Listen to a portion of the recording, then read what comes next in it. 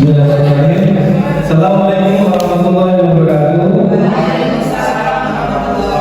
Selamat pagi menjelang siang. Hari ini apa kabar semuanya? Alhamdulillah luar biasa. Baik Bapak Ibu sekalian, hari ini kita akan melaksanakan kegiatan tagihan dari CGP Angkatan 10 modul 1.4. Kalau minggu lalu kita tentang visi perubahan, hari ini tugasnya adalah diseminasi atau pengibasan pemahaman dan implementasi atau penerapan pengalaman budaya positif. Ya. Hari ini hari Senin tanggal 10 Juli 2024 jam 10.00 waktu Indonesia Barat. Baik, dengan membaca basmalah kita buka acara pada hari ini. Bismillahirrahmanirrahim. Baik, oke. Assalamualaikum warahmatullahi wabarakatuh. Oke. Hari ini kita akan melaksanakan diseminasi atau pengibasan. Latar belakangnya adalah konsep inti budaya positif belum dipahami secara utuh oleh warga sekolah, sehingga lingkungan yang positif belum dapat tercipta dengan baik. Jadi hari ini karena kita ini belum melakukan pemahamannya, jadi maka diadakan kegiatan ini. Berdasarkan belum melakukan pemahaman, maka perlu dilaksanakan suatu aksi nyata untuk pengibasan pemahaman agar segera terbangun budaya positif di sekolah. Oke, lanjut. Nah, untuk selanjutnya kita SPG dulu ya, biar suasana tidak kaku, tidak membeku, tidak tegang. Pada waktu sekarang diminta untuk berdiri. Oke, ambil posisi yang nyaman, jangan berpulang di belakang posisi. Oke.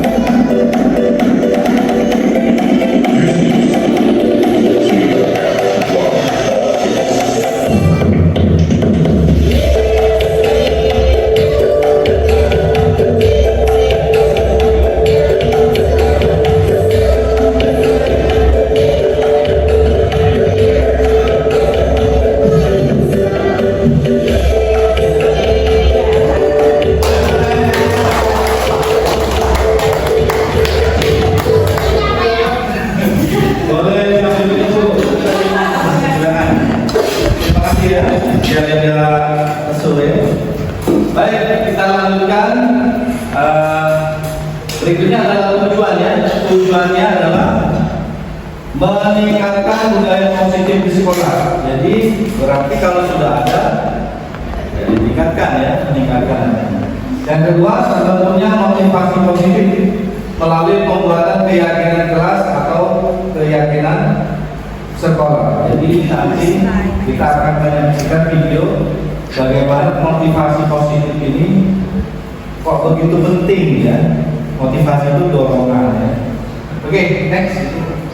Nah, nanti ada tolak ukurnya. Tolak ukurnya yang pertama adalah terlaksananya diseminasi ya. Pemahaman budaya di sekolah berarti ada 5.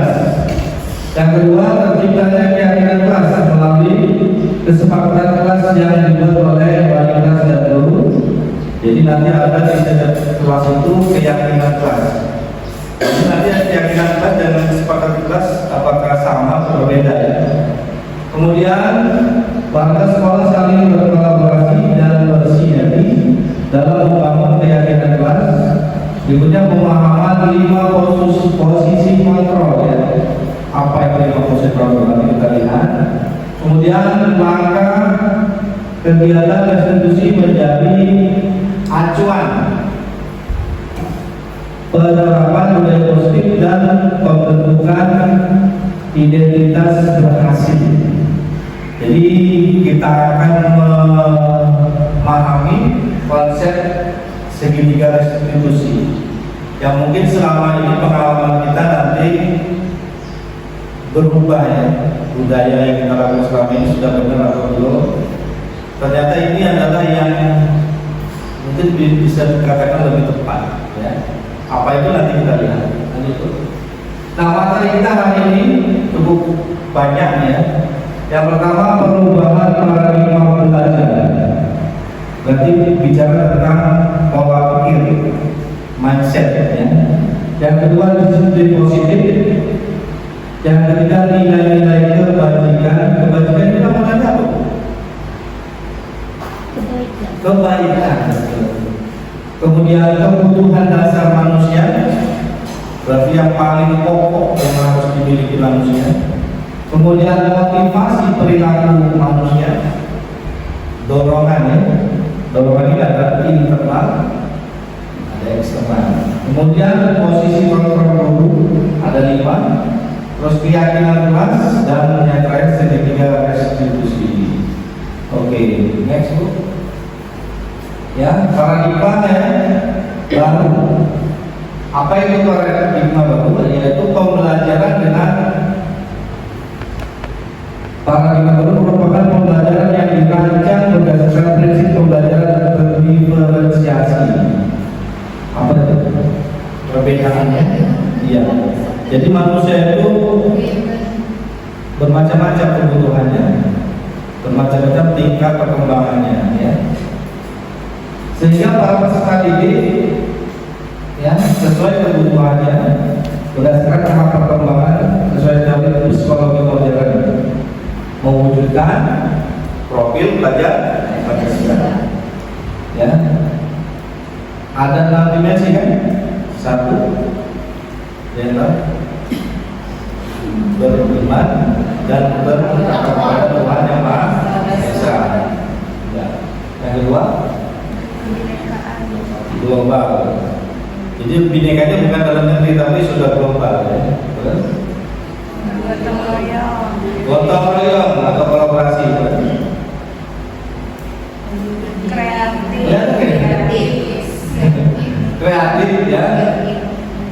Benar kritis dan mandiri. Nah itu 6 yang mau diwujudkan menjadi karakter.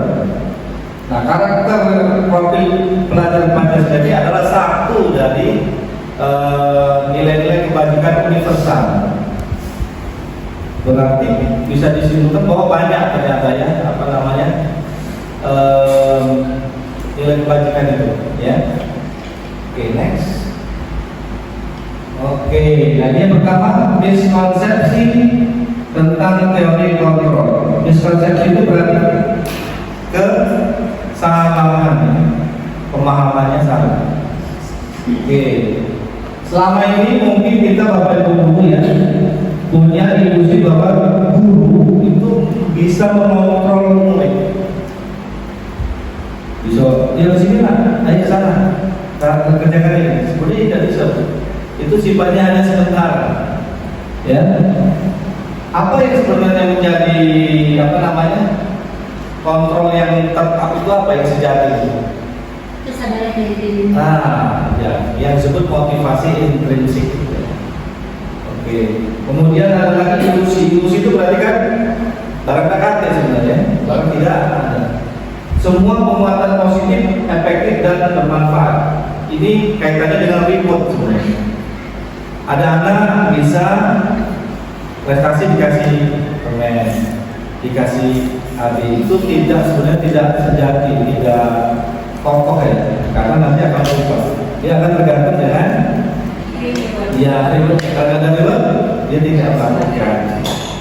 Kemudian ilusi bahwa kritik atau membuat rasa bersalah mampu menguatkan karakter. Jadi anak itu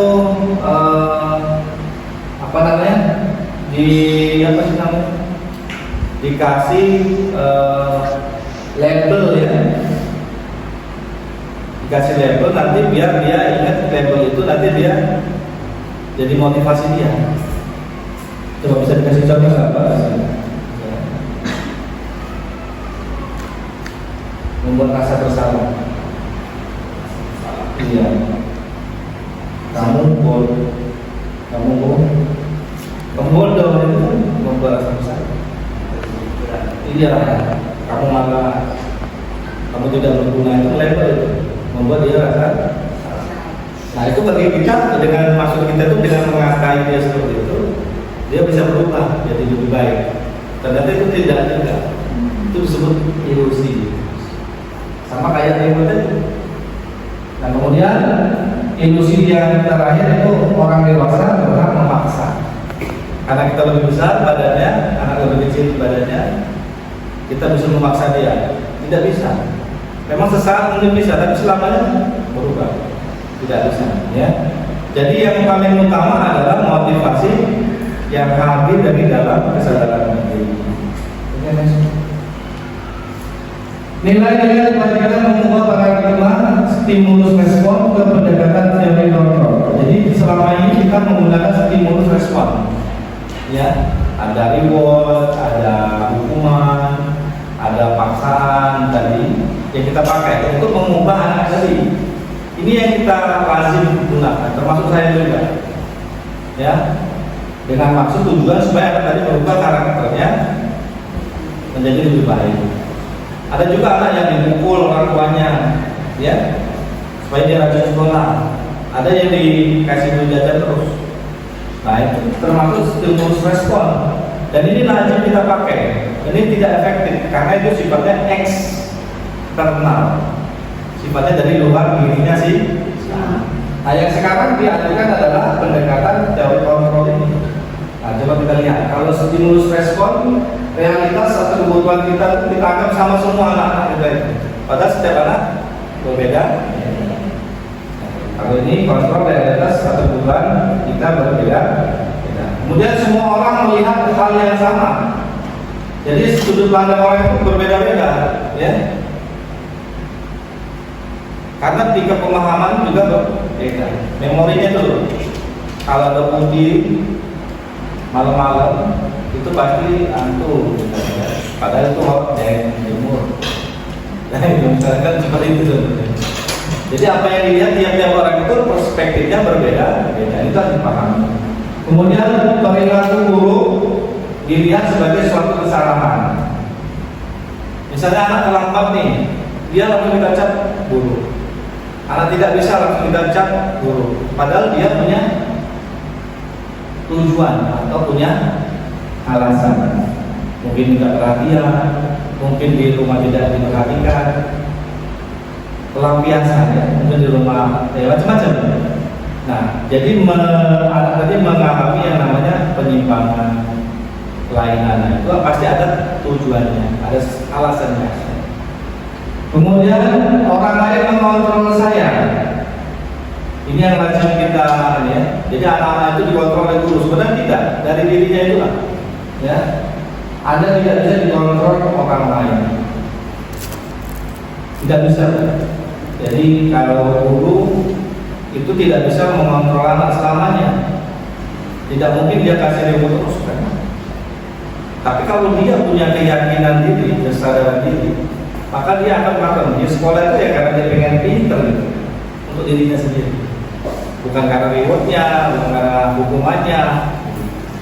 Kemudian pemaksaan ada pada saat rujukan gagal. Jadi kalau sudah dirujuk tinggi gagal, terpaksa. Nah, itu yang lazim kita lakukan, ya. Nah, itu dianjurkan akan ditinggalkan karena kolaborasi dan konsensus. Konsensus itu apa? Kesepakatan, ya. Menciptakan pilihan-pilihan baru. Jadi antara guru dan anak itu kita ciptakan kolaborasi atau kesepakatan.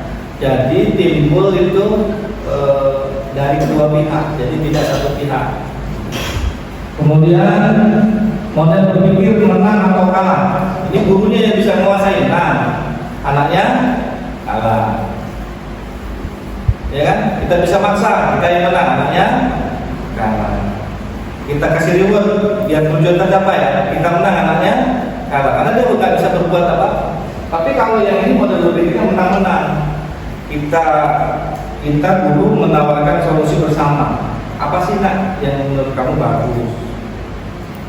Ini Pak, ya. Nah, ini jadi menang-menang. Jadi tidak ada yang dipaksa, tidak ada yang dirugikan, semuanya memberikan pendapatnya, gitu ya, apa yang terbaik. Bahkan disebut konsensus tadi. Nah, inilah perbedaan stimulus respon yang lazim kita pakai selama ini, kemudian diganti dengan teori controlling. Ini harapannya ke depan seperti itu. Dan ini sebenarnya lebih memanusiakan manusia. Karena setiap orang punya cara berpikir kan. Nah, cara berpikir itulah yang kita ajak untuk menyelesaikan masalah atau solutif. Ya. Oke, lanjut ini. Nah, disiplin. Apa disiplin? Ada yang tahu disiplin? Coba bayangkan.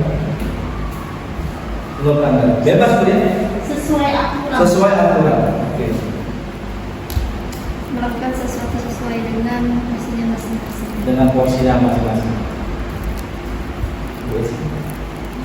Disiplin adalah disiplin itu Pak Tentara. Aturan. Oke. Pak Rizky berdasarkan ketetapan yang telah ada. Oke, Intan. Disiplin apa? Disiplin. Iya. Apa? Aturan. Mengikuti aturan yang ada dan bertanggung jawab dengan apa yang ada. Oke. Dapat bertanggung jawab pada diri sendiri. Oke, bagus ya. Aturan. Kalau siapa? Coba kita lihat. Disiplin berasal dari kata disiplina, yang artinya belajar. Anda belajar. Jadi bukan aturan. Nah, ya kan? Coba kita lihat. Disiplin mengacu pada disiplin diri, ya, yang memiliki tanggung jawab terhadap apa yang dilakukannya berdasarkan nilai-nilai yang diakini. Jadi ini kita bicara bukan di luar diri ya, ini belajar di dalam diri. Ya. Misalnya anak pengen pinter, ya saya pernah ke sekolah ya pengen belajar. Karena mau jajannya belajar. Kemudian saya ingin bersih gitu ya, karena memang bersih itu penting bagi saya. Nah, itu. Jadi dia itu masuk ke dalam bukan keluar. Jadi boleh dikatakan aturan juga boleh, tapi aturan itu dipakai untuk kita yang kita sadari, ya. Jadi kita belajar menempatkan sesuai dengan keyakinan kita. Itu disiplin. Jadi bukan yang aturan sekolah. Aturan sekolah itu biasanya dari pihak sekolah atau pihak kan. Nah, si anak melaksanakannya. Itu termasuk peraturan sekolah nanti ya, itu tidak dari anak.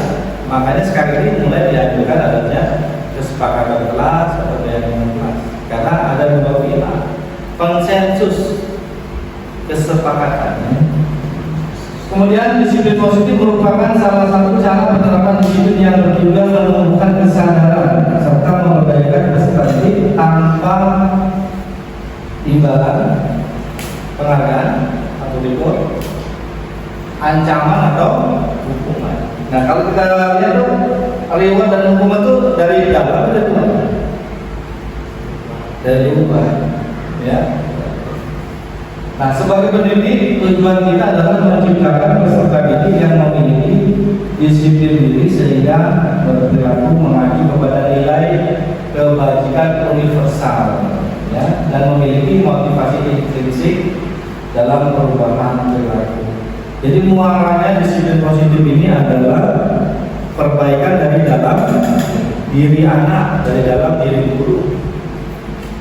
Jadi bukan dari luar, karena luar itu sifatnya sementara atau ya akan berubah. Tapi kalau di dalam dia semakin kuat keyakinan dirinya, maka semakin besar perubahan yang akan terjadi. Nah, ini intinya di situ ya. Oke, lanjut. Nilai kebajikan, nilai yang disepakati bersama lepas dari suku, bangsa, agama, bahasa maupun latar belakang. Jadi yang disebut nilai kebajikan itu umum ya. Jadi nggak bisa disamakan. Maksudnya apa namanya? Misalnya hidup bersih ya, itu kan umum. Nanti ada turunannya ya, tidak membuang sampah sembarangan, mandi rutin, mengosok gigi, apalagi itu, tidak mencoret-coret lampu, itu turunannya. Tapi nilai kebajikannya adalah kebersihan. Ada lagi nilai kebajikan, misalnya ketertiban, tidak mengganggu teman, tidak tarik rambut kawannya sampai habis, misalnya kan, tidak membuli temannya. Nah, itu termasuk kebajikan ya. Nah, kebajikan yang kita pegang di sekolah saat ini apa? Penguatan profil belajar bahasa Inggris. Nah, itu nilai kebajikan yang sekarang kita gunakan di sekolah. Ya. Nah, itu ada profil belajar Pancasila yang 6. Ada lagi info primary years program atau PIP. Ada toleransi. Nilai kebajikannya ya, ada rasa hormat, integritas, mandiri, mengabdi. Ini kan secara umum. Ya, secara umum. Kemudian keterampilan hidup life skill, dapat dipercaya, lurus, lurus hati, pendengar yang aktif, tidak merendahkan orang lain dan memberikan yang terbaik untuk dirinya sendiri. Nah, ini kalau kita lihat banyak dari 3 ini masih ada lagi. Kalau yang kami belajar ada 8 atau 9. Cuma kita ambil yang apa namanya? Yang berkaitan dengan anak-anak di sekolah ya. Ya, banyak. Nah, baik, selanjutnya kebutuhan dasar manusia. Kebutuhan dasar ada yang tahu Pak? Coba Pak Rizky. Menurut Bapak kebutuhan dasar itu sesuatu yang memang diperlukan oleh seseorang. Iya. Seperti makan, Bertahan hidup. Kita lihat. Tidak apa? Kebutuhan dasar manusia. Bisa Pak, tadi bertahan. Bertahan hidup. Yang lain? Ya. Kebutuhan utama yang dibutuhkan manusia. Apa? Contohnya makan. Ya, makan ini sudah benar. Ibadah Pak itu masuk. Ibadah, oke. Yang lain? Kebutuhan dasar manusia. Kan itu kan. Coba kita baca ya. Kan bernafas kan. Iya, kebutuhan itu saja. Kebutuhan dasar manusia adalah segala sesuatu yang kita lakukan untuk mendapatkan apa yang kita inginkan. Seluruh tindakannya kita lakukan memiliki tujuan tertentu dan usaha terbaik ya dalam rangka memenuhi tujuan dari apa tujuan. Oke, nah tadi yang disebut Pak Rizky tadi yang mana? Bertahan hidup ya. Jadi kita sehari-hari datang ke sekolah ya, itu harus perlu bertahan hidupnya itu. yang tadi disebut makan, minum, pingsan gitu. Ya kan kita kebutuhan kita ya, penambahan, tempat tinggal, keamanan ya. Dan mungkin kita ke sekolah kalau rumah kita kebakaran atau pemalingan nanti. Tak mungkin kita ke sekolah. Itu harus terpenuhi dulu. Dan kita tak mungkin ke sekolah kalau kita tak makan atau minum minggu. Ya kan? Mana kalau kita tak berjalan ya. Jadi bertahan itu yang nomor satu. Maka di dalam konteks kita untuk budaya positif, sebelum menangani kasus anak atau kemiskinan anak, kita perhatikan dulu anak ini ada latar belakang bertahan hidupnya itu terpenuhi. Mungkin dari ekonomi yang tidak mampu, maka dia tidak pernah masuk ke sekolah sesuai jadwal, kan seminggu 2 kali seminggu. Nah itu lihat dulu terpenuhi tidak ya. Kemudian kasih sayang dan rasa diterima, ya. Suami istri, istri suami. Anak-anak butuh diperhatikan kan anak sekolah? Iya. Apalagi anak kelas 1, kalau nggak diperhatikan dia nggak mau sekolah. Dia untuk cuek, dia nggak mau sekolah. Rasa diterima, ya, dipedulikan, berbagi, kerjasama, menjadi bagian dalam kelompok. Nah itu jadi kebutuhan pokok kita, anak-anak kita. Ya, jadi penting ini dipenuhi dulu, ya. Kita juga kalau di rumah sebagai istri tidak diperhatikan suami, ke sekolah pasti cemburu. Akhirnya anaknya dimarahi, ya, nggak apa-apa, ya kan pengalaman. Apalagi misalnya ada bulan kan butuh, ya, kita pasti. Nah itu wujud kasih sayang. Kemudian penguasaan, pengen dihargai. Kita berprestasi nih, bekerja dengan baik, tidak dihargai. Ayo aku. Iya. Meskipun di dalam hati yang berkata kita pengen dihargai, ya, pengen dijingot ya udah, buatkan juga duit, nah kan, ya, itu menjadi kebutuhan pokok kita. Apa aja susah dari CGP, kuliah lagi kan, pengen ada yang mau dicapai. Dan itu naluriah ya, maksudnya alami ya, natural ya, kebutuhan kita. Ibu Sinta ikut guru favorit, iya penghargaannya penguasa, dan itu lumrah, normal ya, jangan sampai kebanyakan, tidak ada takarannya. Keinginan untuk dianggap eksis ya, makanya kita sering mustakut, FB itu kan dianggap ada, eksis ya. Jangan di sebelah jalan kate, ya kan? Dianggap ada. Ya, memang itu sudah menjadi bagian dari kita. Kemudian memimpin, paling tidak memimpin diri sendiri, ya. Bagaimana kita memanage supaya kehidupan kita lebih bagus. Itu memang naluri kita. Kemudian berprestasi pengen lebih baik ya, diakui atau didengarkan omongan kita. Coba Pak Rizky ngomong, kami diam baik, sebel ya. Ya lah, jadi kalau perlu kalau aku tinggal ngomong, ya. Itu penguasaan dan ini kebutuhan dasar. Kemudian kebebasan. Kita pengen berpendapat, ya, pengen mandiri, pengen ngomong sesuai dengan apa isi hati kita. Itu kebutuhan. Ya, ada nggak orang yang di dalam satu rumah misalnya suami istri misalnya nggak berteguran? Ada nggak? Ada kalau itu. Ya, nah itu dia menekan dirinya dan semua pasangannya. Anak-anak juga di sekolah kalau tidak ada kebebasan, begitu gurunya masuk kan, gurunya dikilat. Ada pertanyaan, kan, apa kabar nak? Mereka.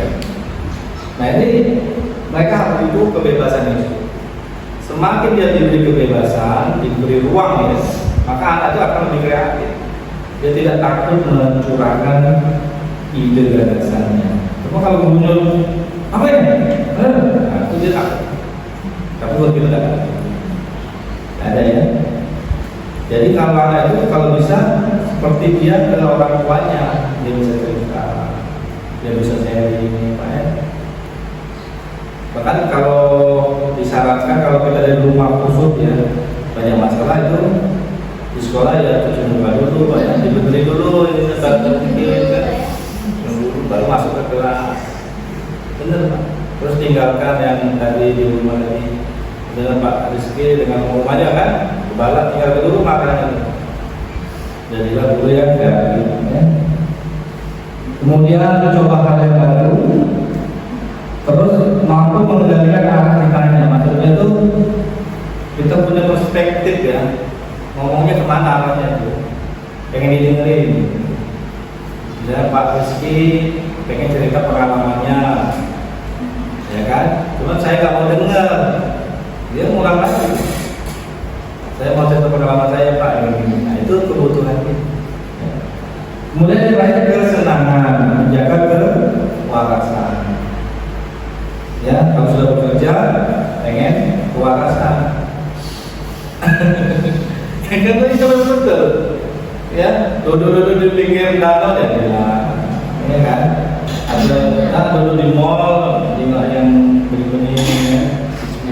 Atau nah itu juga menjaga kewarasan. Senang Pak ya, main game ya, ketawa ya, humor. Kan nggak enak kalau punya kawan serius terus. Nggak enak Pak. Bisa tensi tinggi Pak. Nah inilah 1, 2, 3, 4, 5. Ini merupakan kebutuhan dasar yang perlu diperhatikan ketika kita menghadapi anak-anak yang bermasalah atau bahkan diri kita. Perhatikan ya, kalau ini belum terpenuhi, maka potensi penyimpangan itu lebih besar. Maka kita tengok, ya. Kami kira kalau yang bertahan itu misalnya guru honor dengan guru yang P3K itu bertahan hidupnya lebih bagus ya, yang memvideokan duitnya lebih banyak. Jadi dia udah, kalau yang sedikit masih yutek dia lah. Namun dulu kita doakan yang namanya segera videokan. Ya udah mudah juga sih. Nah itu ya. Tuh ya, jadi kasih sayang perlu besar. Nah kalau ini sudah bisa kita clearkan dari anak-anak kita,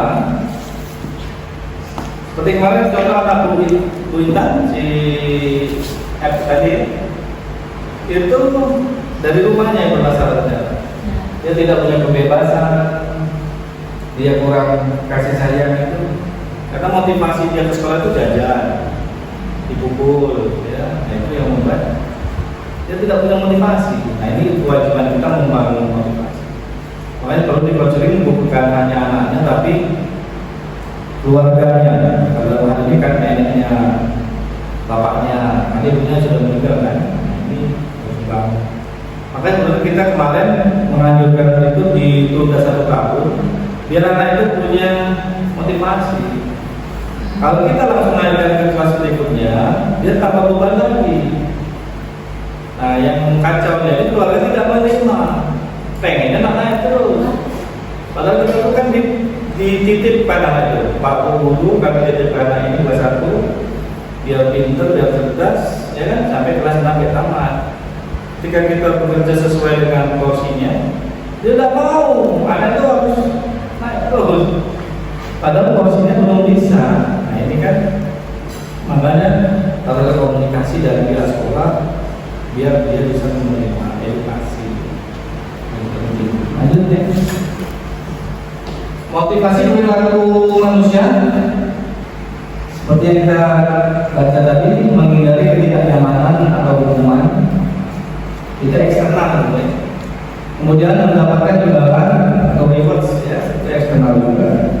Atau menjadi orang yang mereka inginkan dan menghargai diri sendiri dengan nilai yang mereka yakini dan percaya. Ini harapannya yang nomor 3 itu motivasi. Maka yang paling sejati itu adalah motivasi intrinsik yang dari dalam diri. Next. Ada hukuman, konsekuensi, ada restitusi. Cirinya kalau hukuman tidak terencana atau ujuk-ujuk, tiba-tiba ya. Murid tidak tahu apa yang akan terjadi atau tidak diingatkan. Kayak si F tadi, karena dia nilai kecil dipukul. Dia tuh bingung kenapa saya dipukul. Nilai kecil kan. Besok nilai kecil dipukul lagi. Berarti si orang tua ini punya pemahaman kalau dipukul anak itu jadi pintar. Jadi 10 kali kan pukulnya. Jadi lebih pintar 10 kali. 100 kali meninggal ini kan. Nah ini perspektif yang salah. Dengan memberi hukuman anak itu termotivasi untuk pintar, ini salah ya. Karena masuk kita ke dalam ranah ilusi, sesuatu yang tidak nyata. Murid tidak tahu apa yang akan terjadi atau tidak dilibatkan. Karena terlambat, kamu lari 10 kali lapangan. Hubungannya apa? Dengan datang terlambat, biar efek jerah. efek jerah. Oke. Ini tuh. Besok ada berapa lagi kan? Harus jerah aja lama ya. Iya. Tapi kalau misalnya ini dia alasannya karena tadi malam bantu orang tuanya jualan, karena ekonomi anak ke bawah. Dia tidurnya sudah larut, baru tidur pas bangunnya udah sama. Nah ini kan kaitannya dengan yang di rumah pokoknya. Jadi maksudnya cari alasan, cari sebab ya. Kenapa anak itu lambat? Jadi jangan dikasih hukuman dulu. Iya. Makanya kita tanya dulu apa yang menjadi penyebab dia lambat. Tentunya semua tindakan ada tujuannya kan. Tadi kan. Kemudian bersifat satu arah karena biasanya yang hukum dengan ini hukuman berupa hukuman fisik atau psikis ya, dengan verbal atau psikis ya. Hukuman fisik ya lari, pusat nah itu hukuman. Konsekuensi apa? Terencana atau disepakati. Misalnya apa? Jika saya datang terlambat, saya menulis 1 lembar. Itu disepakati. Ya. Jika saya tidak belajar lagi, saya tidak pulang. Itu disepakati. Ya. Itu konsekuensi. Tapi tidak ada marah-marah di situ. Dia berbuat A, B. Dia berbuat B, C. Ya, konsekuensi. Kalau kamu rajin, ya, pintar naik kelas. Oke. Jika kamu ramah, banyak teman. Kalau judes, takut. Kawan. Oke. Kemudian murid tetap dibuat tidak nyaman karena dia tetap menjalani hukuman ya. Sikap guru selalu memonitor murid. Jadi kita ngawasin anak-anak tuh. Jadi buat kalau dia tidak sadar, yang menyuruh tahu itu yang ngasih tahu ke gurunya, bukan kesadaran dia. Nah ini kelemahannya di situ. Jadi hukuman dan konsekuensi itu ada kelemahan. Yang idealnya ada yang nomor 3. Restitusi. Proses menciptakan kondisi bagi murid untuk memperbaiki kesalahan. Proses ya. Berarti ada proses. Proses kolaborasi yang mengajarkan murid untuk mencari solusi sendiri. Jadi anak tuh ditawarin, kenapa belum lambat? Begini Pak. Kenapa bisa begini? Ini yang diperbaiki. Kamu harus tidur lebih awal, kamu harus mengatur waktu lebih lanjut. Jadi kekuatan dari dalam dirinya dieksplorasi supaya untuk menyelesaikan. Nah nanti ada kita akan langkah restitusi, kita akan lihat ya. Ini baru depannya. Nah 5 posisi kontrol guru. 1 penghukum. Penghukum itu kalau dia terlambat dikasih hukuman. Pembuat rasa bersalah, dia datang terlambat, nanti saya dimarahi kepala sekolah. Jadi dia merasa bersalah dengan kelakuan tadi. Tapi si guru juga menghukum. Jadi dia ada rasa bersalah. Yang ketiga teman, ayo tak jangan datang terlambat. Ya, kayak teman ayo, udah duduk situ. Besok jangan lagi ya. Dia nggak marah dulunya. Jadi kayak bestie ya, bestie. Dan ketiga pemantau, dia ada aturannya.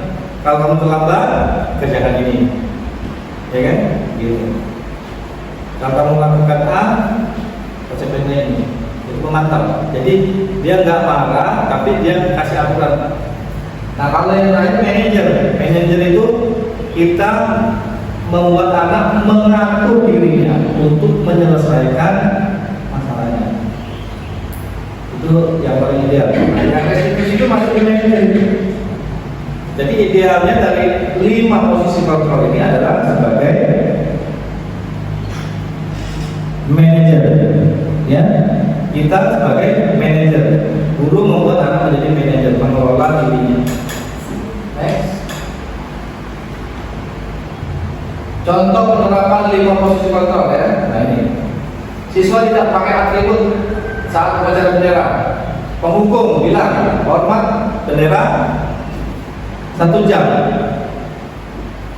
Itu dihukum. Anak nggak tahu tuh. Emang kalau hormat itu bisa memperbaiki ini. Kan? Kemudian membuat rasa bersalah tadi. Berapa kali ibu bilang, ya, kamu selalu saja mengecewakan ibu atau bapak. Nah, jadi dia salah, merasa bersalah. Tapi nggak dihukum, merasa psikologisnya. Next, sebagai teman, ayo dong ikuti aturan kelas, tolong bantu ibu ya. Itu kata-kata yang muncul ya. Saya jangan sampai berubah seperti itu lagi ya. Jadi kita selalu teman. Pemantau, kamu sudah melanggar peraturan sekolah, kamu tahu proses eksekusinya. Setelah upacara kamu beri atribut ya ke operasi dan jangan diulang lagi. Ini pemantau. Jadi aturan yang dia majukan. Yang terakhir manajer, apakah kamu tahu kesalahanmu? Kira-kira bagaimana kamu memperbaiki kesalahanmu? Jadi kita dua pihak, si guru menanyakan, si anak menggali diri. Nah, itu ada video, nanti bapak itu bisa memahami lagi lebih jelas dengan video. Sekarang selesai. Yang itu dulu tadi 5 posisi kontrol. Boleh minum tuh? Sangat bahagia ibu dan bapak guru hebat dalam penerapan disiplin positif restitusi, salah satu program yang dikembangkan besar.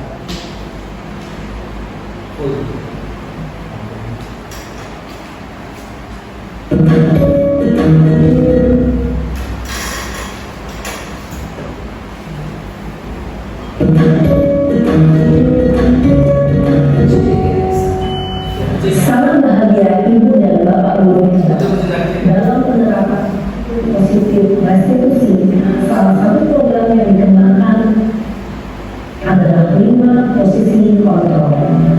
5 posisi kontrol dalam restitusi adalah proses perjalanan seorang pendidik agar dapat mengenali dirinya.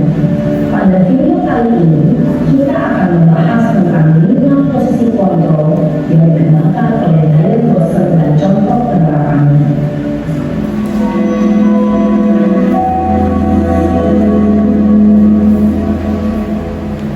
Lima posisi kontrol itu adalah 1. Posisi penghukum, 2.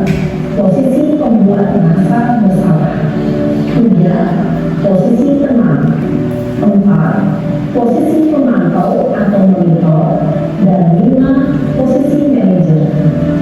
Untuk lebih memahami kelima posisi tersebut, mari kita saksikan kasus kemarin yang pernah hadir 20 di sekolah dan melihat bagaimana kelima posisi kontrol dalam menghadapi masalah tersebut.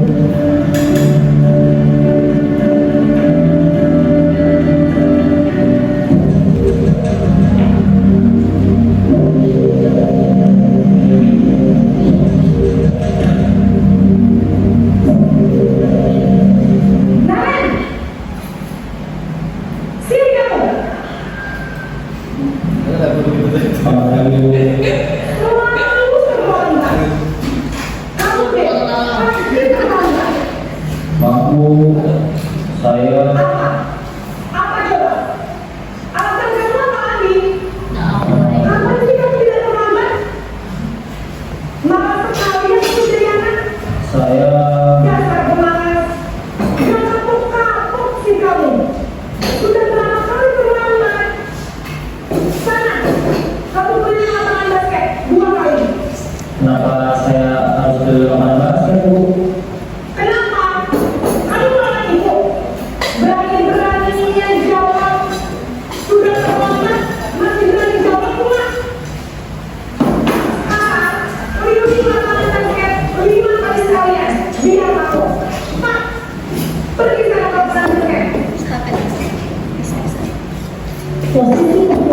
biasanya berbicara dengan nada tinggi, menghakimi, menunjuk, menyakiti, dan menuduh.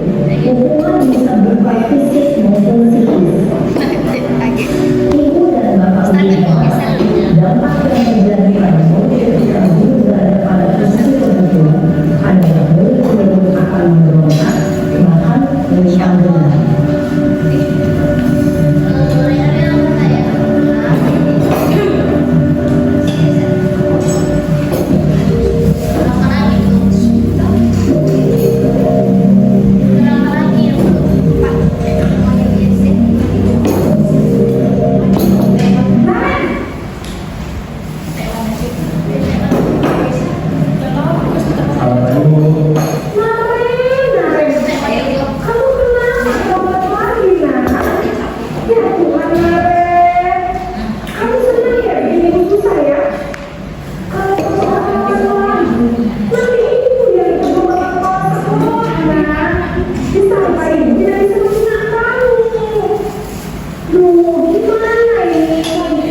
Ini rasa bersalah ya? Maaf Bu.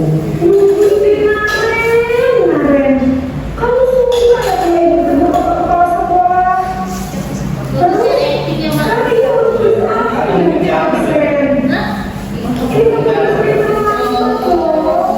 ibu harus apa coba? Maaf Bu, maaf. Ya sudah, lain kali jangan bikin usaha lagi ya nak ya. Ibu tidak akan pernah lagi ngomong gini terus. Bisa jantungan kalau ibu berdua harus sekolah. Sekarang cepat, kelas. Maaf ya Bu, maaf sekali. Posisi pembuat rasa bersalah berbicara dengan nada tenang, cenderung lembut. Namun kata-kata yang dibicarakan membuat murid merasa menjadi orang yang gagal. Memandang dirinya sendiri, merasa tidak berharga dan tidak sanggup membahagiakan orang lain. Ketika guru mengambil posisi pembuat rasa bersalah, murid akan menganggap dirinya yang bersalah dan ia akan menyimpan emosi negatif tersebut di dalam dirinya. Nah, ini yang ketiga, posisi teman ya.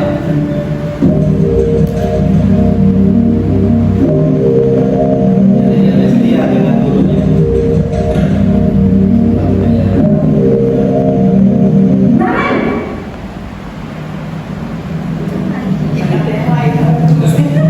Selamat Bu. Wah, Biar biar perbedaan. program lagi ya sayang. Iya Bu, habis guru saya membawakan saya Bu. Kamu malah menyalahkan ibu kamu. Kamu menyalahkan saya paling kencang. Kok terlambat sih? Iya Bu, saya memang ngomong tadi. Kita lagi ya. Biar ada keluarga lagi. Bikin senang ibu. Beri ibu.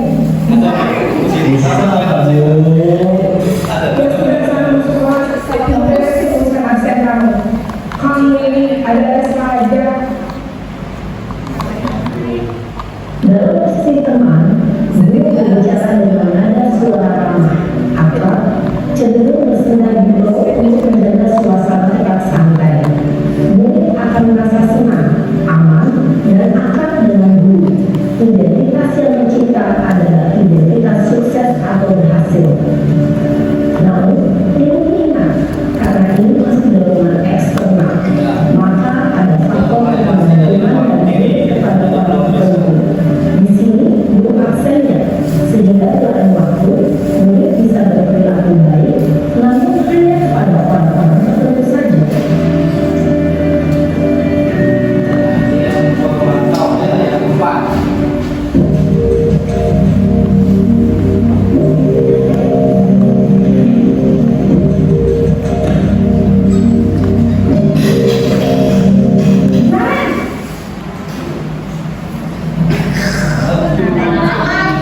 Selamat pagi Bu. Maren, apa peraturan sekolah kita tentang jam berapa harus masuk sekolah? Kita harus di sekolahnya dulu Bu. Iya betul. Sekarang sudah jam 7.20. Maren sudah tahu konsekuensinya jam lambat hadir. Paham Bu, saya harus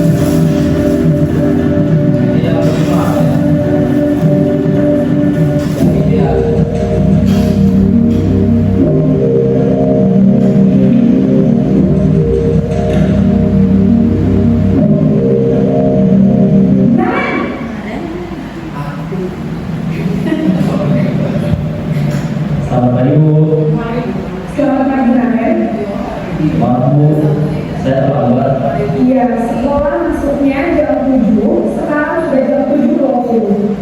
Jadi sekarang bagaimana ini, Ren? Maaf Bu, saya lupa tes malam. Baiklah, menurut kamu, keyakinan sekolah yang mana yang perlu kamu tingkatkan? Menghargai diri sendiri dan orang lain mungkin ya Bu. Setuju. Jadi, apakah Anda meyakini prinsip saling menghormati tersebut? Iya Bu, saya meyakininya. Apakah Anda bersedia memperbaiki masalah keterlambatan ini? Bersedia Bu. Bagaimana kamu akan perbaiki masalah keterlambatan ini? Saya akan coba untuk tidak lupa menyetel alarm saya Bu. Baik, kalau Anda mau menerapkan di rumah, ada orang yang kira-kira bisa bantu mengingatkan tidak? Ada Bu, kata saya, Kak Emma. Ada lagi selain Kak Emma? Selain Kak Emma, ada ibu saya. Baik, jadi yang mengingatkan Aren adalah Kak Emma dan ibu kamu ya. Kira-kira akan mulai saat kapan Aren? Setelah pulang sekolah, akan segera saya lakukan. Baik, jadi Aren akan setel alarm untuk bangun besok pagi dan akan diingatkan oleh kakak dan ibu dan Aren ya. Ada lagi yang mungkin perlu dilakukan Aren agar tidak terlambat bangun lagi. Tidak ada Bu. Baik Aren, terima kasih untuk kerjasama kamu. Sekarang kamu perlu kembali ke kelas untuk belajar. Baik Bu, terima kasih. Posisi manajer adalah posisi kontrol yang disarankan untuk membimbing murid memiliki sikap disiplin yang positif, yaitu murid yang mandiri, bertanggung jawab, dan dapat memecahkan masalah. Tujuan dari posisi ini adalah agar murid dapat berefleksi atas tindakannya. Guru akan dengan tulus memberikan pertanyaan-pertanyaan bermakna, sehingga membuat murid dapat belajar dari kesalahannya dan mencari sebuah solusi untuk menyelesaikannya. Ibu dan bapak guru hebat, setelah mengamati adegan 5 posisi kontrol tadi, kira-kira posisi mana yang paling ideal? Posisi mana yang dapat menunjang motivasi dan prinsip murid? Ya, tentu posisi manajer. Posisi ini adalah posisi ideal yang ingin dituju setiap pendidik. Pada posisi inilah, guru dapat menerapkan disiplin positif yang berpihak pada murid, yang memerdekakan murid. Perjalanan seorang pendidik tentunya tidak mudah untuk sampai pada posisi seorang manajer. Namun, tujuan kita pasti, yaitu menciptakan murid-murid yang mandiri, merdeka, dan bertanggung jawab. Semoga penggambaran 5 posisi kontrol yang telah diperlihatkan ini dapat menjadi ajang refleksi bagi kita semua, agar dapat terus mengasah dan menerapkan disiplin positif yang memerdekakan murid. Mari terus berlatih dan bersemangat. Selamat menerapkan. Salam dan bahagia Ibu dan Bapak Guru hebat. Oke, kita lihat saja. Baik, Bapak Ibu sekalian, tadi sudah kita saksikan video tentang 5 posisi kontrol. Yang pertama adalah Bu, penghukum. Yang kedua, pemberi rasa bersalah. Yang ketiga, teman. Yang keempat, pemantau yang atau pemantau ya. Yang kelima, manajer. Bapak Ibu sekalian yang mana? Teman. Ada yang sudah menerapkan sebagai manajer? Pernah ya? Boleh. Langsung feedback boleh. Salah satu anak itu masih sering terlambat kan. Kita memang sudah ditanyakan, Kak, kenapa sering terlambat? Tadi sudah dengan teman kan, biasanya masih terlambat nih, muncul manajerialnya. Kak, kenapa sering terlambat? Muncullah alasan, Bu, saya ini sudah bangun pagi, sudah siap, tapi karena Mama terima job ojekan, jadi Mama itu jemput anak-anak yang lain dulu, baru saya yang terakhir ke sekolah. Oke, jadi solusinya gimana Kak? Nanti saya bilang lagi ke Mama gitu, sudah. Besoknya masih terlambat lagi. Nah, sebagai guru kan berarti anaknya sudah benar nih, sudah sadar kan? Orang tua. Jadi orang tua memang sudah dikomunikasikan, pakailah sistem manajerial. Jadi ketika memang anak orang lain tidak terlambat ke sekolah, kenapa harus mengorbankan anak kita? Dia sudah berusaha untuk bangun pagi, ini sudah tapi anak faktor yang ojek Iya, akhirnya ojek. jemput tadi lah itu kayak apa? Iya. Istilahnya dari orang tuanya juga sudah, tapi karena memang itu salah satu pekerjaan berarti. Betul. Terima kasih. Oke. Coba ini ada wacana dari Ibu Cinta. Kira-kira dari yang kita pelajari awal tadi ya, apa yang menjadi masalahnya itu? Kan udah ketemu tuh si ibunya. Nah, apa itu? Coba beliau. Untuk eksternal. Eksternalnya apa? Ya, karena sebenarnya kondisi Finansial. maksudnya sebenarnya bisa solusinya dia bisa cari ojek lain harusnya. Betul. Nah, mungkin tidak secepat itu, Pak. Betul. Jadi ya jalan satu-satunya harusnya dia yang duluan apa? Iya. Iya, sebenarnya. Oke ya. Berarti coba. Coba. Berarti boleh berpendapat. Iya Pak, jadi kan kalau misalkan orang yang tadi, orang tuanya tadi mengutamakan anaknya, tapi balik lagi ke kebutuhan utama tadi, salah satu kebutuhan utamanya tadi kan apa tadi itu yang pertama yang untuk bertahan hidup, nah ya itu untuk bertahan hidup itu, nah jadi mungkin dia belum mengutamakan itu orang tuanya dari itu tadi karena Oke, bukan dulu. Jadi memang kontrol tadi diperlukan ya untuk menyelesaikan masalah. Tapi kita harus balik dulu ke kebutuhan dasar. Saya tadi bilang kan, kalau kebutuhan dasar belum terpenuhi, maka tidak akan bisa kita yang ini. Makanya yang 5 itu harus dipenuhi dulu. Jadi kalau clear masalah ekonominya, clear juga masalah itu. Terlambat. Iya. Jadi kita tidak akan menemukan solusi jika yang 5 tadi belum clear, belum selesai. Jadi kuncinya apa? Selesaikan dulu ya. Jadi ketika memang itu sudah jadi kebutuhan pokok. Iya, jadi dicari solusinya dari orang tuanya apa yang bisa solusi mengganti pemasukan tadi kan. Kan dia mau nyari tambahan untuk bertahan hidup kan, penghasilan kan. Nah kalau itu bisa terpenuhi, kan dia nggak mau jadi lagi. Artinya untuk menyelesaikan sesuatu itu 5 ini diperhatikan dulu mana yang menjadi kendala. Kalau ini udah clear itu udah selesai. Oke? Tepuk tangan lagi. Nah, ini sudah kita lakukan ya. Setelah ini akan ada contoh-contoh kalimat ya yang berhubungan dengan 5 posisi tadi. Bersama-sama saja kita ya menjawabnya. Coba pertama. Saya kecewa sekali dengan kamu. Posisi apakah aku? Ada yang lain? Ibu Nida? Ini ada posisi kontrol apakah aku? Ini ada kata-kata saya kecewa sekali dengan kamu. Berarti yang mana? Posisi yang dari 1 ke 5 tadi yang mana?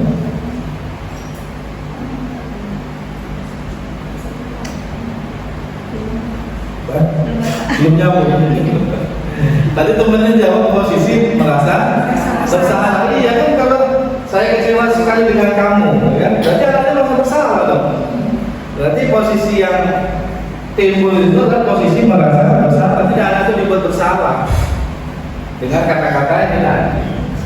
Nanti saya dimarahi kepala sekolah. Benar. Ya kan? Kalau kamu nanti itu marah kepala sekolah, berarti dia merasa bersalah dong. Gitu kan? Oke, next. Kamu tidak pernah benar melakukannya.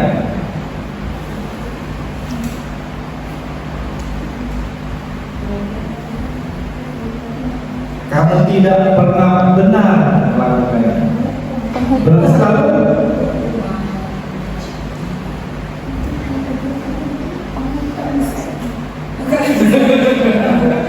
coba. Ayo. Pembedanya. Oke, ya ada 5 kan penghubung salah, teman.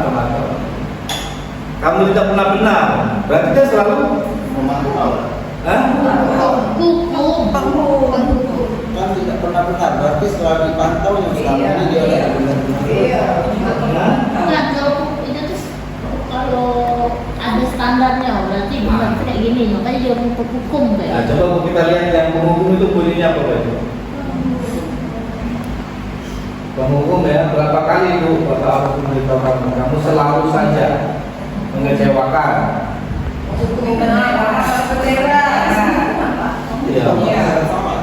Iya itu kan bersalah. Kalau tadi selalu bersalah, Pak. Pemantau. Nah, ini pemantau. Kamu sudah melanggar peraturan sekolah. Kamu tahu konsekuensinya. Jadi itu dia langsung dikatakan salah. Berarti Hukum menghukum. Iya, dia langsung ngejudge. Kamu salah. Iya. Jadi penghukum ya. Oke, nggak apa-apa, ini biasa Pak. Namanya itu belajar ya. Apa rencanamu untuk menyelesaikan masalah ini? Oke, jadi dia diminta mengganti memberi kesempatan. Oke, ayo lakukan demi Bapak ya. Hah? Iya, besti, teman. Kamu tidak pernah mendapat nilai jika tidak mengerjakan tugas. Monitor. Kamu tidak pernah mendapat nilai jika tidak mengerjakan tugas. Ada D.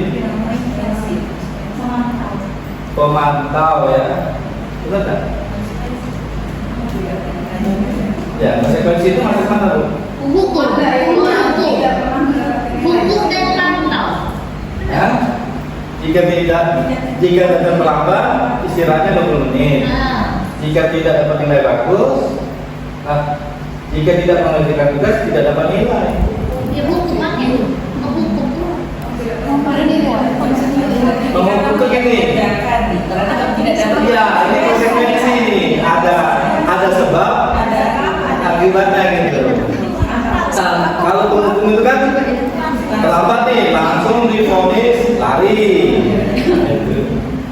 Berarti itu lebih dekat ke konsekuensi, artinya pemantau atau monitor ya. Jadi monitor itu bukan begitu, maksudnya menempatkan peraturan sekolah dengan tindakan anak. Oke, Aris.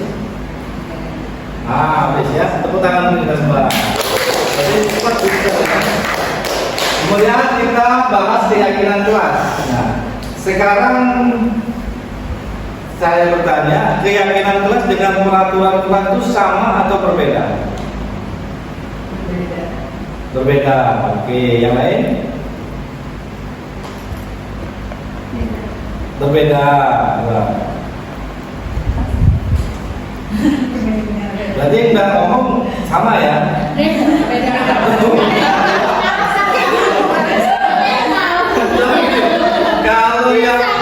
Kalau yang berbeda tangan kanan. Kalau yang sama tangan kiri angkat. Coba. Sama nggak keyakinan dengan peraturan? Beda. Oh, beda. Oke, jawabannya adalah atau ada jawabannya? Nggak ada. Nah, coba pembentukan keyakinan. Jawabannya berbeda ya. Karena kalau kita peraturan itu satu arah, tertulis ya, satu arah dari pihak organisasi sekolah ke anak. Tapi kalau keyakinan itu sifatnya dua arah, ya, dan juga universal sifatnya. Jadi berbeda dan dia lebih basicnya itu kesadaran ya, kesadaran diri. Iya, untuk motivasi diri. Nah, pembentukan keyakinan kelas cirinya ya sifatnya abstrak karena berlaku untuk semua suku, golongan, agama ya. Contohnya apa itu? Menghargai. Ya, di agama A menghargai juga, menghormati. Agama B budaya. Menjaga kebersihan itu juga universal sebenarnya. Tertib atau apa lagi contohnya? Bisa dikasih contoh minta izin mau keluar minta izin itu termasuk keyakinan kesepakatan kelas, ada satu lagi kesepakatan kelas. Apa bedanya gimana Mas? Jadi tadi keyakinan kelas itu sifatnya universal, dia umum dan abstrak. Tapi kalau peraturan kelas, setiap ada kegiatan yang baru dia nambah. Oh, bisa terus. Tidak boleh pakai sepatu ke dalam kelas, tidak boleh buang sampah sembarangan, harus izin jika ingin keluar. Nah, itu terus gitu. Bisa ditambahkan ya. Nah, kalau keyakinan kelas itu sifatnya universal, semua orang bisa menerimanya. Dan dia lebih singkat, maksudnya kata-katanya lebih simpel untuk diingat. Toleransi itu keyakinan, ya. Kebebasan, mandiri itu juga. Terus dibuat dalam pernyataan positif. Jadi misalnya jangan membuang sampah sembarangan. Nah, keyakinan kelasnya apa? Yang kebajikan universalnya, jangan membuang sampah sembarangan. Jaga kebersihan. Ya, jaga kebersihan. Tangan dulu. Jangan bullying temannya. Menghargai, menghormati. Coba tangan lagi.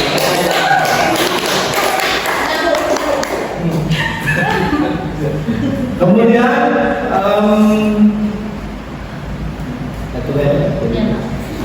kemudian sesuai dengan kondisi kelas dan sekolah yang sehingga mudah diterapkan. Jadi keyakinan kelas itu boleh dipilih kebajikan yang benar, tapi yang sesuai ya, yang sesuai dengan sekolah kita. Semua warga atau warga sekolah atau warga kelas gitu ya dilibatkan saat membuat keyakinan kelas. Sebenarnya ada stepnya itu Bu ya, ada stepnya membuat keyakinan kelas. Nanti kita lihat ya. Next. Oh itu. Ibu siapa namanya? Sudah saya tonton. Silakan. Ya. Jarida. Ya, biar nggak kantuk. Karena ini bertahan hidup. Aku. Aja. Selamat datang lagi. Silakan. Selamat datang kembali di hubungan versus konservasi versus restitusi. Apakah sampai saat ini izin oleh sudah siap? Kita akan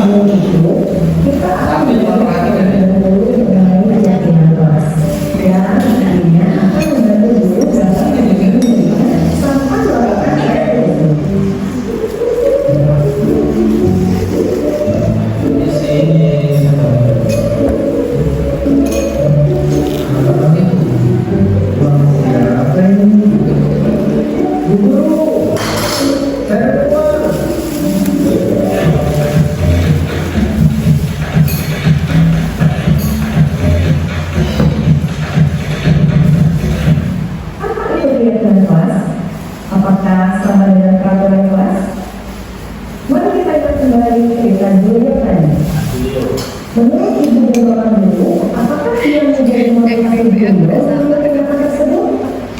Padahal bisa saja beliau mengambil uang tersebut. Ia pun tidak akan dalam hukuman karena tidak akan ada yang menghakimi. Tidak ada juga penghargaan yang didapatnya dari pemberian uang tersebut. Beliau bertindak berdasarkan keyakinannya, yaitu tidak diambil sesuatu yang bukan haknya. Menurut keyakinan kelas, bukan peraturan kelas. Mari kita lihat peraturan kelas PKB berikut. 1. Membuang sampah pada tempatnya. Perhatikan kembali mainan setelah penggunaan.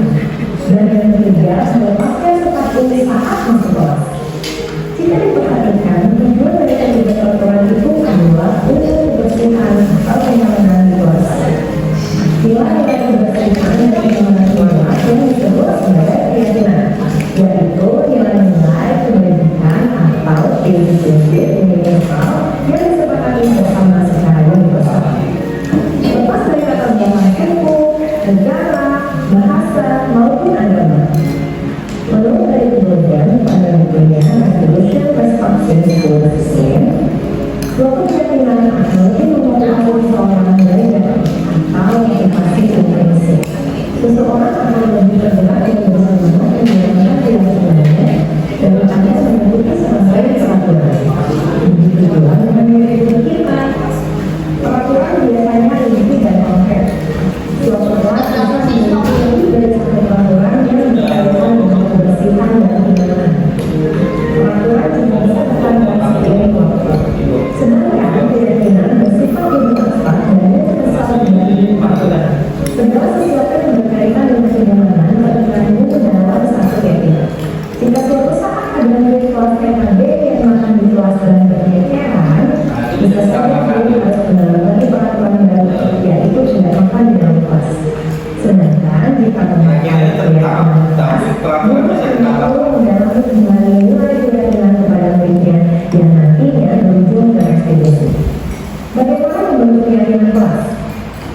Keyakinan kelas akan menjadi keyakinan bersama seluruh anggota kelas.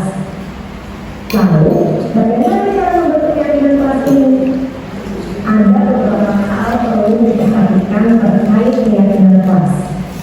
Yang pertama, pembuatan keyakinan kelas melibatkan semua warga kelas. Yang kedua, keyakinan kelas sebenarnya tidak terlalu banyak, sehingga berguna dan dipahami oleh semua warga kelas. Yang ketiga, menggunakan kalimat positif. Yang keempat, keyakinan kelas sebaiknya sesuatu yang dapat diterapkan di lingkungan tersebut. Dan yang kelima, perlu adanya penjelasan dari keyakinan kelas dari waktu ke waktu agar tetap relevan. Berikut langkah praktis yang ibu dan bapak guru bisa terapkan saat pembentukan keyakinan kelas. Yang pertama, membuka ruang diskusi. Memberikan kesempatan untuk semua murid menyampaikan masukannya mengenai keyakinan kelas yang perlu disepakati. Jika murid belum terbiasa dengan istilah keyakinan, maka bisa diajak dulu untuk mengusulkan peraturan. Yang kedua, mencatat.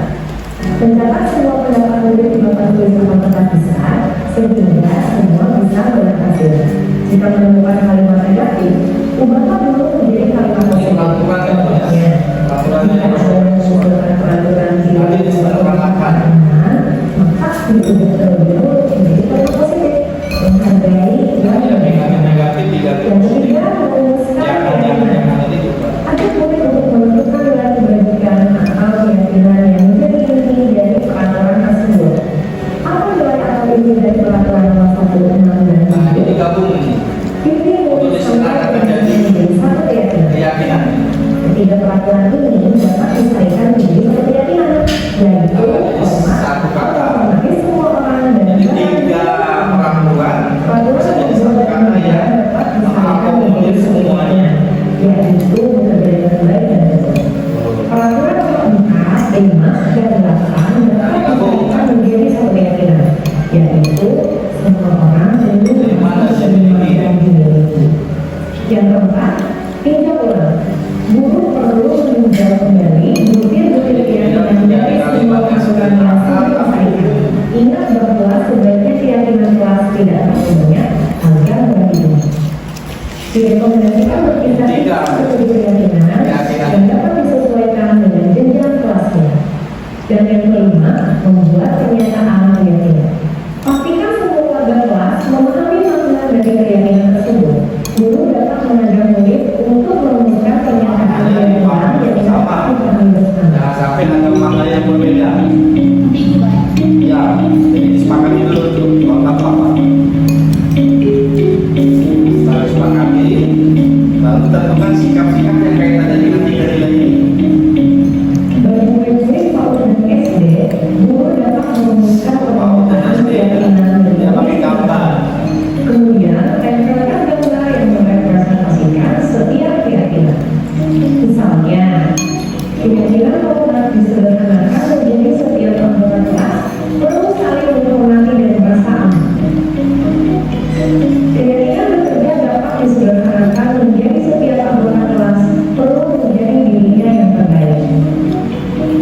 Keyakinan diterima dan dimiliki dapat disederhanakan menjadi setiap anggota kelas perlu saling membantu. Yang keenam, tanda tangan.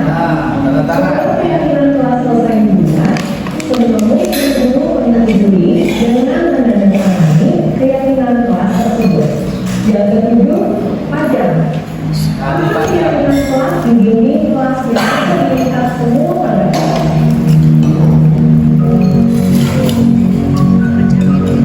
Bagaimana Anda murid dapat mendalami makna keyakinan kelas?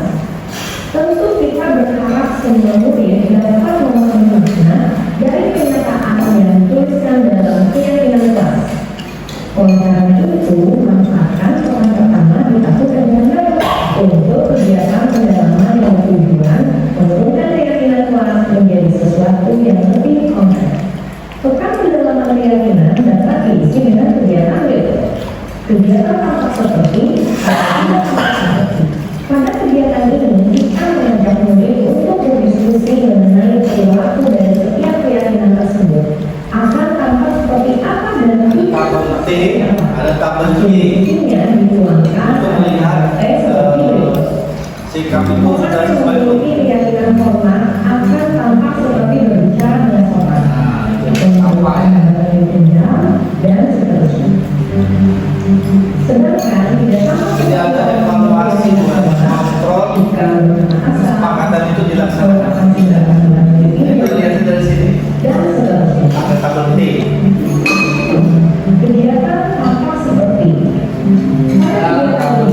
mendiskusikan perilaku yang tampak seperti dari setiap keyakinan dan model skema ini. Terdapat 3 indikator yang akan didiskusikan, yaitu terlihat, terdengar, dan berperilaku.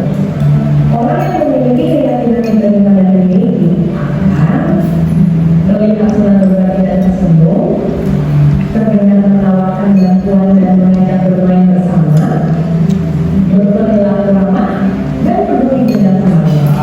Itu harus muncul di anak-anak kita tuh di sehari-harinya. Kegiatan tugas saya, tugas kamu. Pada kegiatan ini, murid diajak berdiskusi mengenai tanggung jawab dan hak setiap Ini peran. dengan menggunakan Perannya di dalam melaksanakan keyakinan setiap kanvas diisi sesuai dengan tanggung jawab dan haknya. guru murid. Ini sebagai evaluasi ya. Jadi anak-anak yang sudah membuat kesepakatan pasti ditandatangani itu melaksanakan atau tidak, itu sebagai evaluasi. Ibu dan bapak guru dapat menyesuaikan dan kondisi Y dan T T dan Y itu tampak tidak tampak, itu terlihat terdengar perilakunya bukan dilaksanakan setelah sama dengan baru satu tahun. Jadi awal betul refleksi. Jadi sudah terlihat atau belum terlihat, sudah terdengar atau perilakunya berubah. Itu dilihat dari checklist. Ya, checklist takutnya. Jadi kita bisa melihat tutur kata, terus ajakan anak itu dari kita dengar, terus lakunya berubah. Kalau masih ada bully berarti belum. Kalau masih kasar belum ya. Dan maknanya dipahami dengan baik. Jadi kita tuh maksudnya melihat Jadi, apakah kalau belum. tindakan yang berpasangan dengan nilai-nilai keyakinan kelas, guru bisa mengajak murid melakukan refleksi mengenai pada keyakinan tersebut. Refleksi. Proses ini akan Tapi soalnya dari skill management itu punya berubah. Ya, gurunya paham belum? Kalau guru tidak paham, Nilai kebajikan. makanya imbas ini sebenarnya bisa dilakukan diulang. Baik apa? Jangka waktu panjang, bukan motivasi eksternal. Daya itu kan sesuatu yang dilakukan. Tidak terasa banyak sekali ya yang sudah kita pelajari materi. Selamat belajar dan mencoba ibu dan bapak guru. Salam dan bahagia.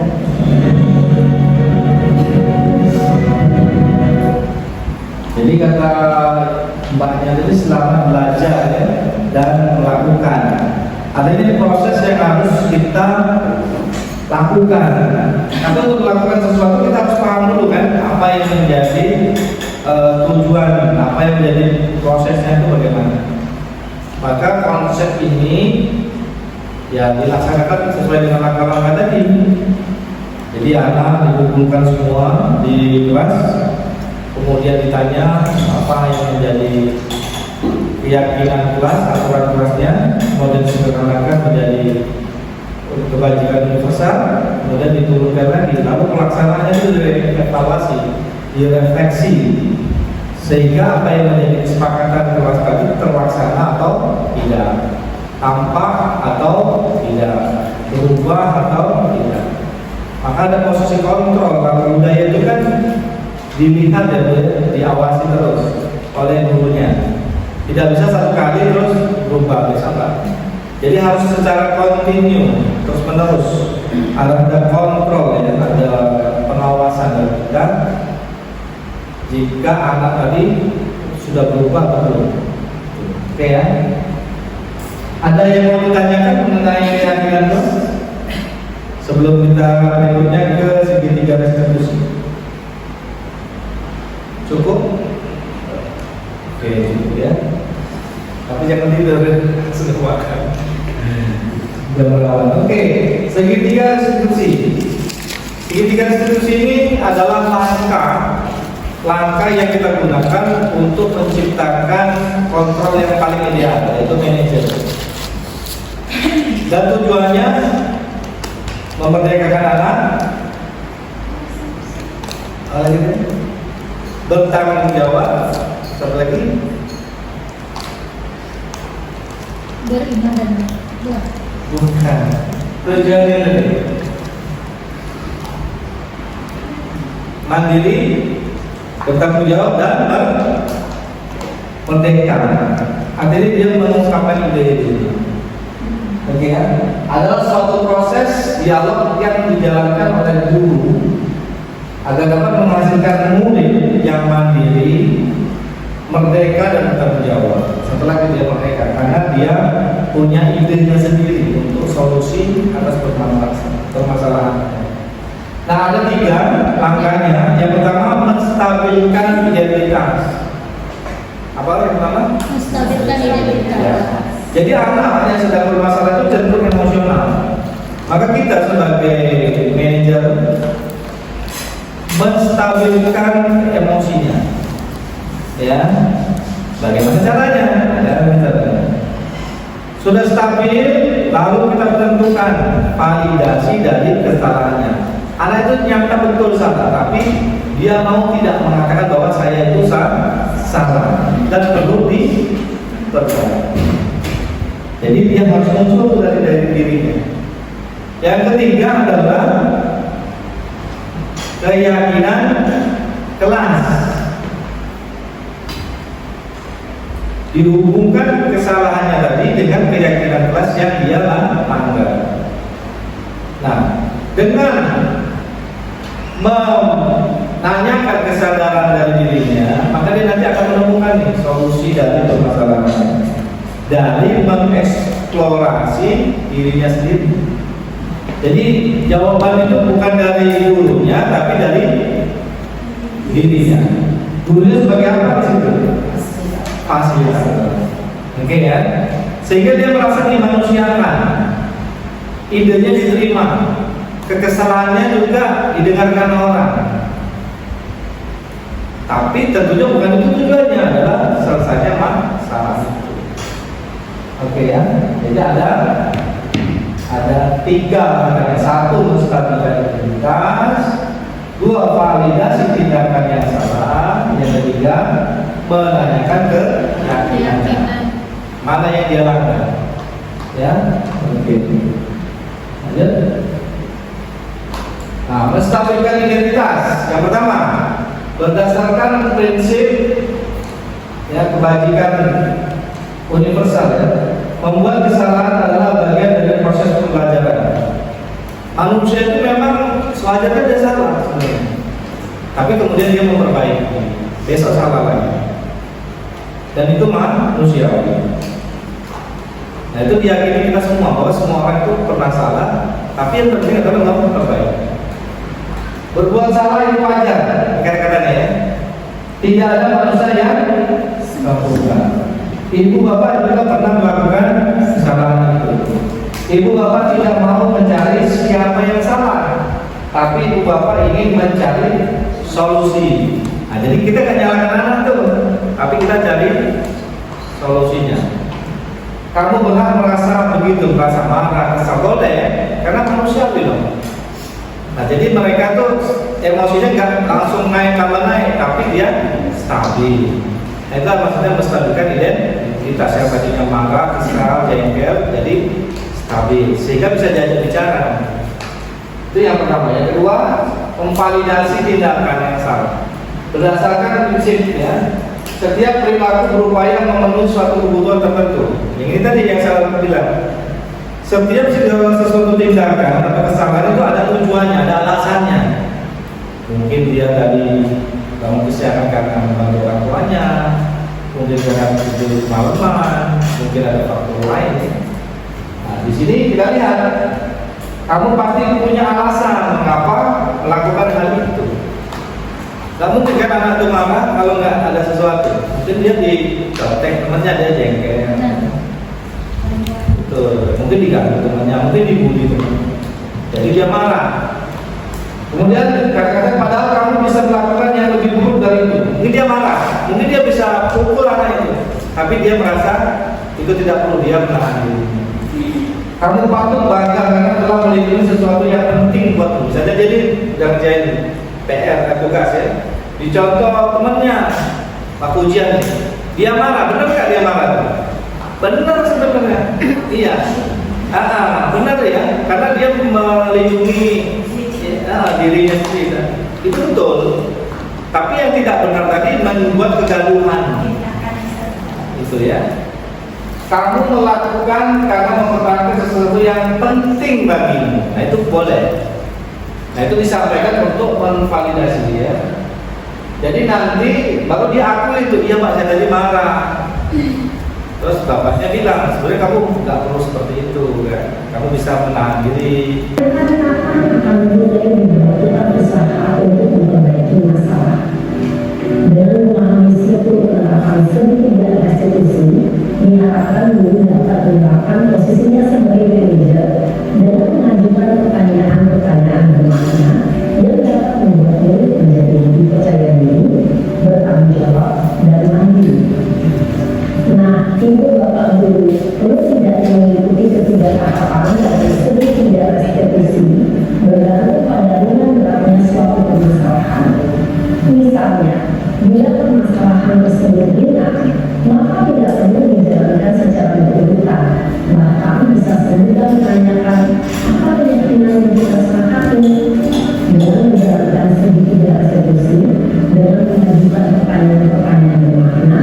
Diharapkan oleh menjadi kuat secara pribadi, dapat membuka wawasan guru agar dapat menyelesaikan permasalahan sendiri, semakin percaya diri, mandiri, dan merdeka. Salam dan bahagia, ibu bapak guru hebat. Oke, terima kasih Bu Andi. Sudah kita saksikan Bapak Ibu sekalian tentang segitiga restitusi, ya. Ada 3 langkah: menstabilkan identitas, memvalidasi tindakan salah, menanyakan keyakinan kelasnya. Ya. Jadi ini tahapan-tahapan. Tapi tadi disampaikan oleh Ibu ini, jika tidak begitu kompleks masalahnya bisa langsung menanyakan keyakinan. Tidak perlu tahapan-tahapan itu. Karena Anda itu sudah maksud ya dengan apa yang kita tanya. Boleh langsung kepada kesepakatan kelas atau keyakinan kelasnya. Ya. Yang kedua, perlu juga tadi ada 2 posisi ya, menstabilkan identitas itu harus terpenuhi dulu. Dan juga tadi yang identitas sukses atau berhasil. Ini harus tercapai dulu. Artinya anak ini harus pada keadaan di mana dia sudah tidak lagi marah. Dia bisa berpikir dengan normal, ya. Kemudian normal dan berpikir dengan tidak emosional lagi, Pak, ya. Stabil ya. Sehingga dia mampu menemukan solusi dari masalahnya itu. Tapi kalau dia masih identitas gagal, dia masih emosional, itu tidak bisa diajak menjadi solusi. Maka peran guru inilah berdasarkan usaha kita, pengalaman kita, membuat anak itu tenang dulu. Ketika anak sudah tenang, kita bisa aja diskusi. Ya, jadi harus diperhatikan. Jangan anak lagi mencap-mencap, kita langsung aja solusinya apa? Ya, dia bisa. Ya, jadi diperhatikan betul kestabilan identitasnya dengan kestabilan emosinya tadi. Ya, dan dia mengakui, memvalidasi kesalahannya. Oke. Nah, berikutnya umpan balik dan refleksi. Nah, ini sudah mau menutup. Saya minta ini ada sticky note, tapi kalau usah ditempel, tolong Pak dibagikan Pak sebentar. Oke. Bagikan. Tolong tuliskan umpan balik ya, apa yang Bapak Ibu dapatkan dalam 2 jam ini. Boleh pendapat, boleh pernyataan, ya. Dan juga refleksi apa yang bisa kita dapatkan, atau setelah melihat imbasan ini, diskriminasi ini, ternyata saya jadi tahu loh, ternyata seperti itu. Yang selama ini saya lakukan belum tepat, idealnya seperti apa? Ya, boleh silakan ditulis, bebas ditulis. Ada penanya? Tolong disediakan penanya boleh. Jadi silakan tulis refleksi boleh, umpan balik juga boleh. Ya. Atau ditempel boleh, jangan tulis ya, yang sudah boleh tempel. Apa yang Bapak Ibu dapatkan pada kegiatan hari ini? Silakan ditempel di depan, boleh. Kalau usah ditulis nama juga nggak apa-apa.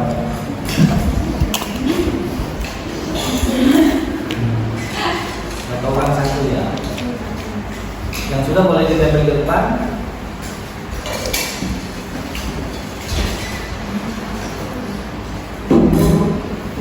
Atau dengan kegiatan ini saya menjadi tahu ternyata budaya positif itu apa, atau kebajikan itu apa.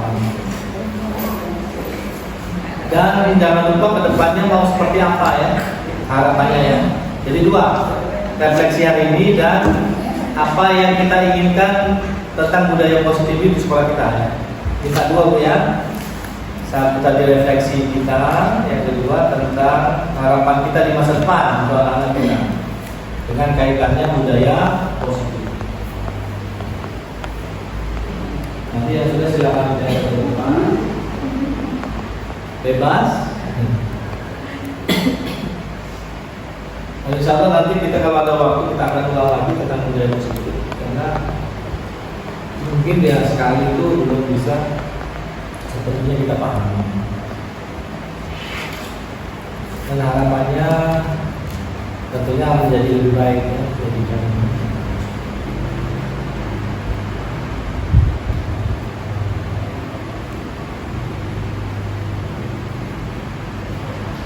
Yang sudah boleh ditempel, silakan.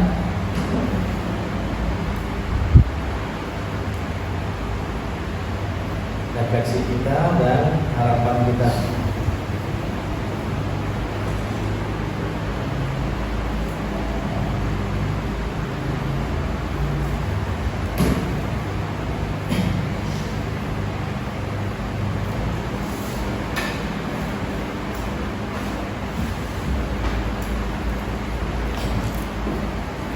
Kalau di Prajabatan dibahas nggak STT juga? Belum. Betul ya? Oh, tapi umur ya? Iya. Oh, berdifferensiasi, oke. Sesuai dengan kebutuhan anak ya, perkembangannya.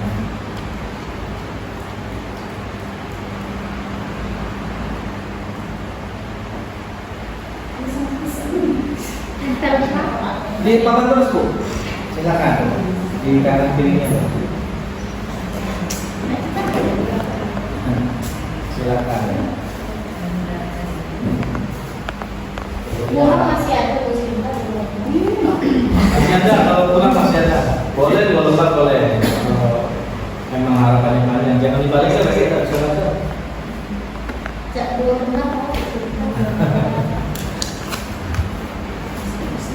Kalau kami kemarin di kelas kan juga membahas tentang ini, banyak kami itu baru tahu ya ternyata yang dia itu adalah manajerial karena intrinsik yang dilihat itu.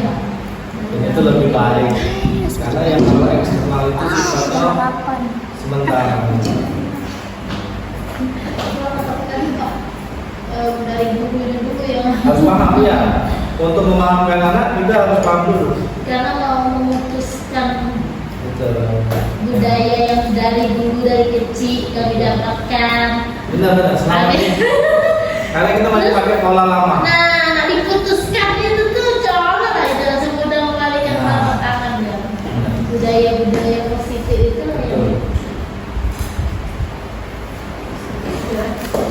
Sebelah kanan boleh, sebelah kiri boleh.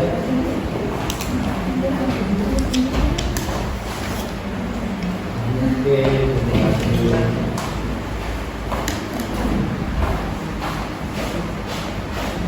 Yang langsung jalan.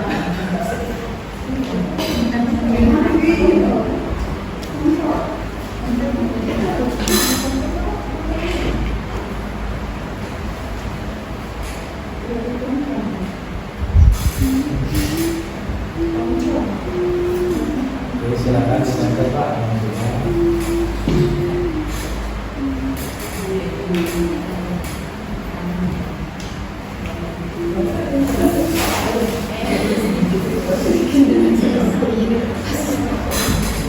Ya lah Pak.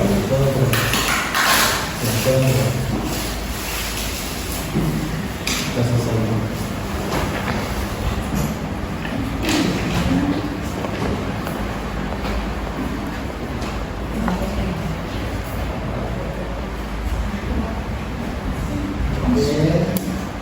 Habis?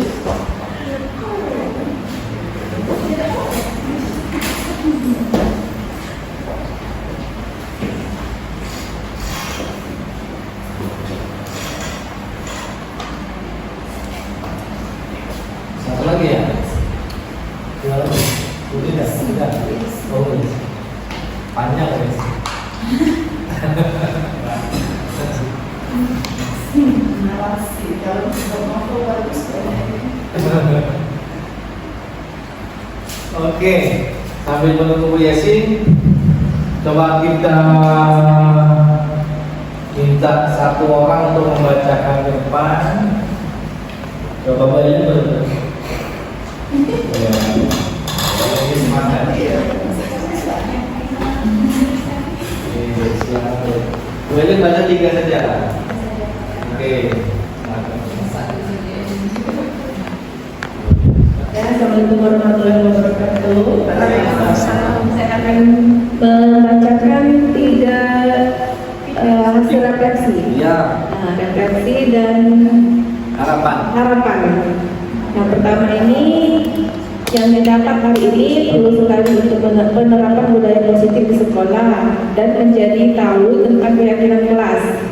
Untuk kedepannya diharapkan sebagai pendidik dapat menerapkan posisi kontrol terutama manajer dan membuat kesepakatan kelas terlebih dahulu. Oke.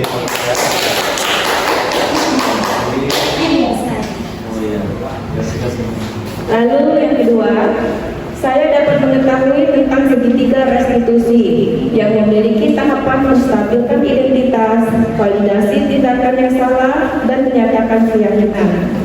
Hal ini akan membuat peserta didik menjadi lebih baik ke depannya. Harapan dapat menerapkannya dengan baik di dalam kegiatan pembelajaran dan kelas. Oke, kita cari ya. Satu lagi. Lalu yang ketiga, dengan kegiatan ini saya banyak mendapat wawasan tentang budaya positif di sekolah seperti restitusi. Harapannya, dengan wawasan yang saya dapatkan hari ini, saya berharap sebagai guru untuk dapat menerapkan budaya positif ini menjadi manajer, menerapkan restitusi, dan membuat keyakinan kelas dengan baik. Iya.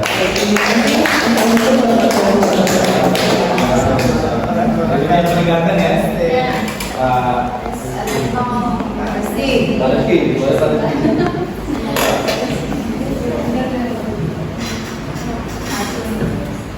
Pilih 3 Pak ya. Pak izin Pak. Ya. Boleh Pak. Kita selanjutnya kembali dan refleksi. Setelah melihat pemaparan hari ini bahwa banyak yang dapat kita lakukan untuk membentuk anak yang mandiri, bertanggung jawab dan merdeka, yaitu salah satunya menerapkan budaya positif yang mendahulukan sifat baik yang harus ada pada diri seorang guru baru ke anak. Ya. Maksudnya diri sendiri dulu ya. Ya. Yang diperoleh hari ini yaitu mendapatkan pemahaman mengenai keyakinan kelas dan peraturan kelas, menyatakan bahwa keyakinan kelas itu bersifat abstrak. Harapan semua warga sekolah, khususnya siswa dan guru, dapat menerapkan hasil dari hari ini. Oke, satu lagi.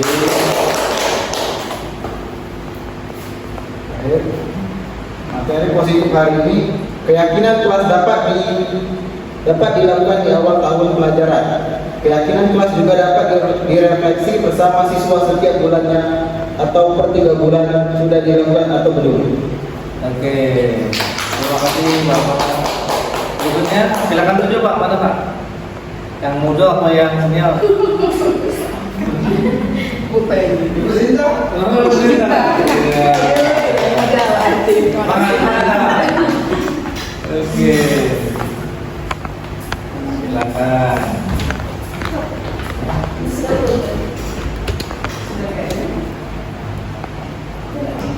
Sudah. ya. Welcome sudah. Dengan kegiatan ini saya lebih tahu mengenai budaya positif sehingga dapat menerapkannya kepada peserta didik, di mana selama ini sebenarnya sudah dilaksanakan di kelas, namun belum terarah. Dengan kegiatan ini restitusi diri akan lebih baik ke depannya dan teori kontrol dapat dilaksanakan. Ya, sudah melaksanakan ya. Memang sudah. Oke, selanjutnya yang kedua materi diseminasi dan implementasi pengalaman budaya positif hari ini saat memberi banyak pengetahuan yaitu tentang keyakinan kelas, kebutuhan dasar manusia yang menjadi dorongan utama sehingga bisa memperbaiki kedepannya dan 3 restitusi yang harus dipahami. Oh, 3 langkah ya. Oke, terima kasih. Satu lagi tunjuk. Bu Desi. Yes. Silakan dulu. Bang Hamisan ya. Iya. Terima kasih. Oke. Yang berikutnya melalui materi ini saya menjadi paham bahwa setiap cara komunikasi saya dengan murid berdampak pada perkembangan mentalnya dan ini akan menjadi refleksi tindak lanjut selanjutnya. Ya, betul. Selanjutnya dengan adanya kegiatan ini tahu bahwa perwujudan yang diterapkan di sekolah atau keyakinan universal mewujudkan nilai moral. Nilai moral. Nilai moral ya. Terima kasih Bu Siti. Baik, tepuk tangan lagi untuk semua. Jadi mudah-mudahan apa yang kita lakukan hari ini dapat kita serap dengan baik dan diterapkan ya. Kalau tidak diterapkan ya hanya sebatas teori yang habis.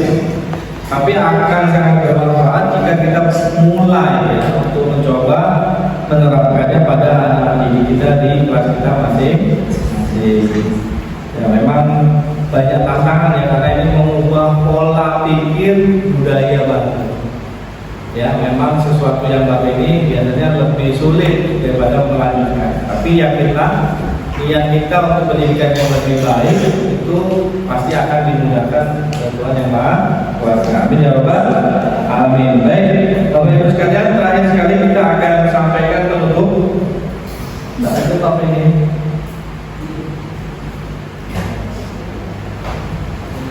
Penutup kita